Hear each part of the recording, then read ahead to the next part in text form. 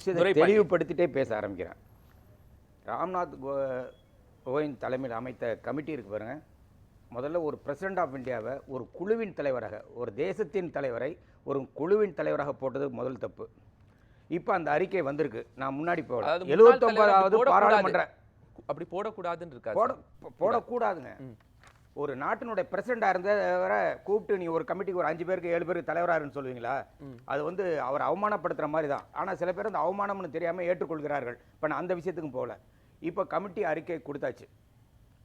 அறிக்கை கொடுத்து செப்டம்பர் மாதம் கமிட்டி கான்ஸ்டியூட் பண்ணுறாங்க.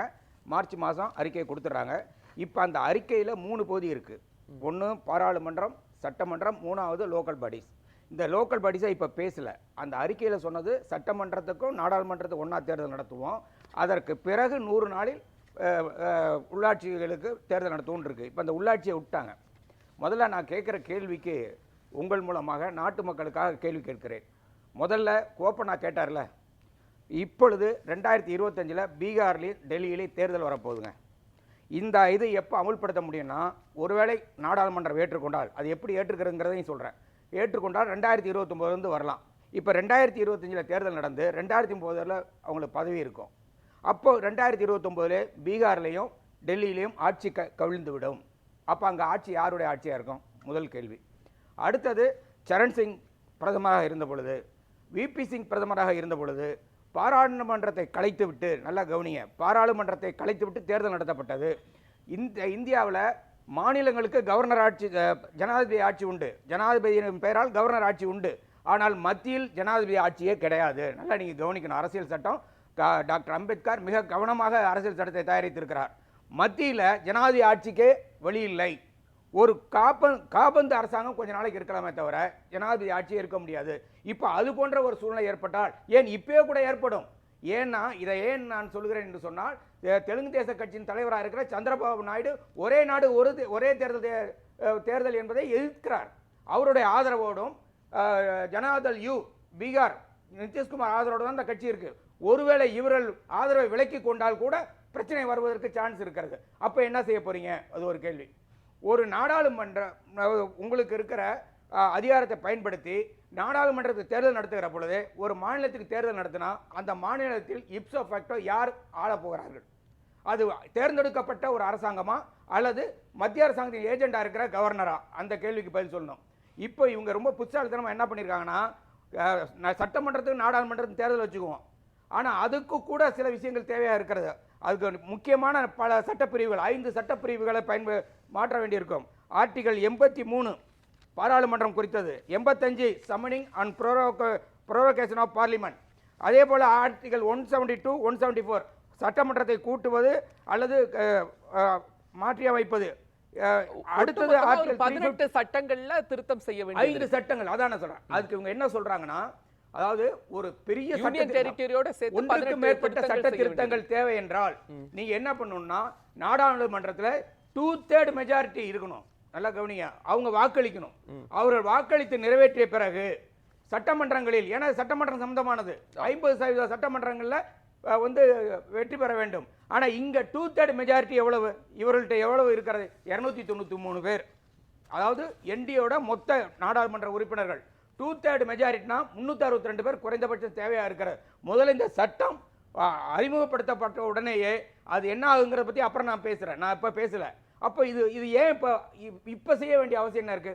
ஒரே நாடு ஒரே தேர்தல் சொல்றீங்களா? என்ன அவசியம் சொல்றீங்க? என்ன அவசியம்? இல்ல நான் சொல்றேன் என்ன அவசியம்னு. ஒரே நாடு ஒரே தேர்தல் என்ற பெயரில் இந்த நாட்டில் இருக்கிற அனைத்து பிரச்சனைகளையும் திசை திருப்புவதற்கான முயற்சி. வேலையில்லா திண்டாட்டம் 45 வருடங்களில் இல்லாத அளவுக்கு உயர்ந்திருக்கிறது. 74% பேர் தான் மக்களில் சத்துணவு சாப்பிடுகிறார்கள். நான் சொல்ல ஒரு பில்லு மூலமா இந்த ஒரு கூட்டத்தொடர்ல ஹிட்லரிசம். ஹிட்லர் என்னன்னா, மக்களை பரபரப்பாக வைத்துக் கொள்ள வேண்டும் என்று விரும்புவார். ஒன்று நடந்து கொண்டு இருக்கிற பொழுதே இன்னொன்று தூக்கி போடுறது. ஒரு செய்தி பேசிக்கிட்டு இருக்கும் போதே இன்னொரு செய்தியை கொண்டு வந்துடுவது. அப்பதான் நீங்க பழைய செய்தியில் இருக்கிற தோல்வியே அல்லது சரியானதா என்று ஆராய்வதை விட்டு விடுவோம். இன்னைக்கு மக்களுடைய பிரச்சனை என்ன? விலைவாசி உயர்வு. ஒரே நாடு ஒரே மாதிரி விலை கொண்டு வர சொல்லுங்க. ஏன் கொண்டு வரல? ஒரே நாடு ஒரே ஜாதி கொண்டு வர சொல்லுங்க. ஏன் கொண்டு வரல?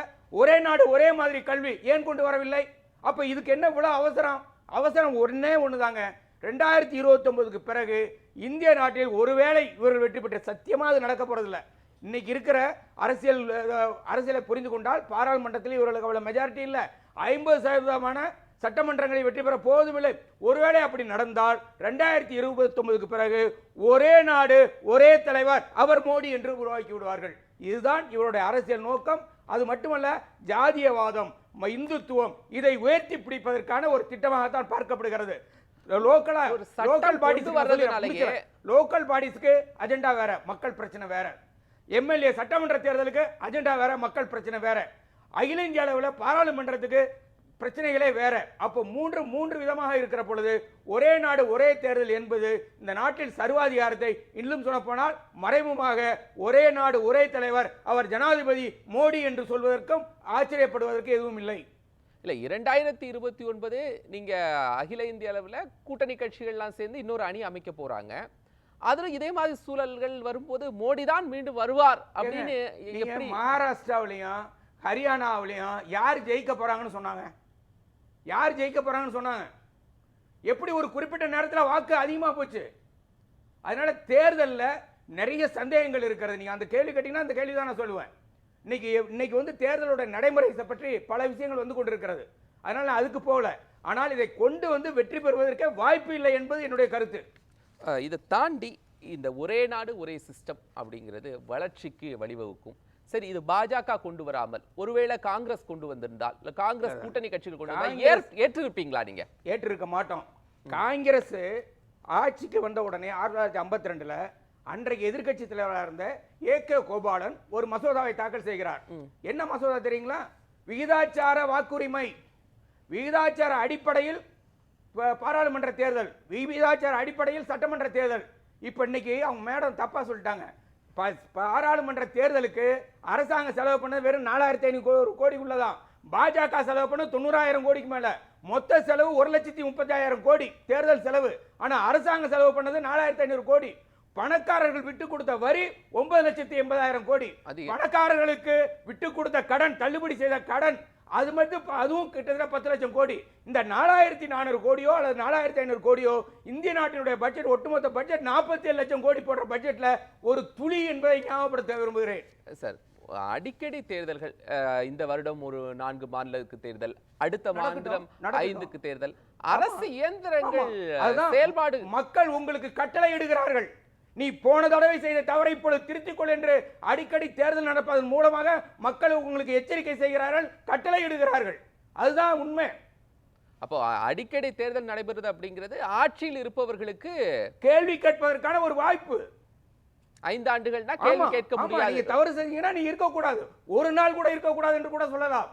அதுல என்ன ஆச்சரியம்? ஜனநாயக நாட்டில் ஒரு நம்ம ஜிடிபி 5 ட்ரில்லியன் போச்சுனாரு, ஆனால் 3 ட்ரில்லியனே முடியல. அப்போ ஒரு 4,500 கோடி என்பது ஒரு பெரிய செலவா?